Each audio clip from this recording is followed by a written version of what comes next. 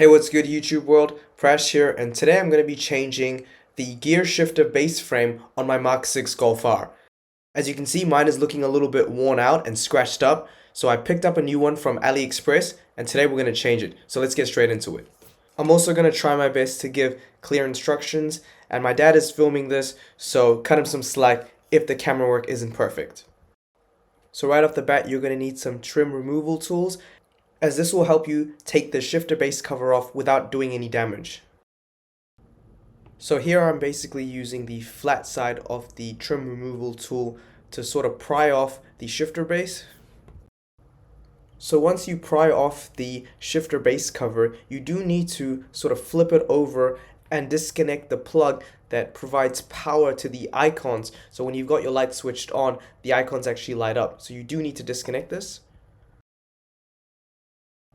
While it may not show up perfectly on camera, there is actually a little tab here that you can see me pushing down with my thumb before I attempt to disconnect this plug. And it is a little tricky because it really is connected very tightly. So this may take you a few attempts, but just be patient with it. At this stage, you need to separate the shifter base cover from the shifter boot itself. And you have to be very careful here, as there are 4 clips that are very brittle, so just be careful when you're trying to detach the boot from the cover itself. With that done, you can just pop off the shifter base cover and you're good to go. As you can see, my old shifter base cover was quite worn out, and so I'm glad to be replacing it with a new one. The last thing you'll need from your old shifter base is just the circuit board underneath the icons. This will need to be transferred over to the new shifter base that you install.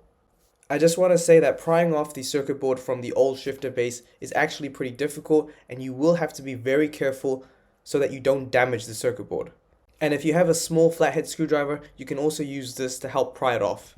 Alright, so this is the new shifter base cover, and as you can see, it already looks much better than the old one. Alright, so once you've pried off the old circuit board with the icons from the original shifter base, you can now go ahead and install them in the new shifter base cover. Alright, so with that done, all you now need to do is just reconnect the plug that actually powers and lights up the icons on the shifter base cover.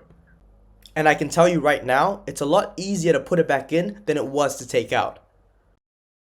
After making sure that the shifter boot is connected correctly to the shifter base, you can then put it back in place and clip it back on. This process is pretty easy. You just need to snap it back into place and you shouldn't encounter any problems.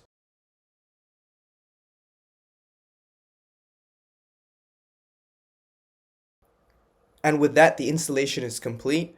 I'll now fire up my car just to see whether the icons actually light up properly and go through the gears just to make sure everything is working as it should. Alright, so I fired up my car and turned the lights on, and as you can see, the icons have lit up.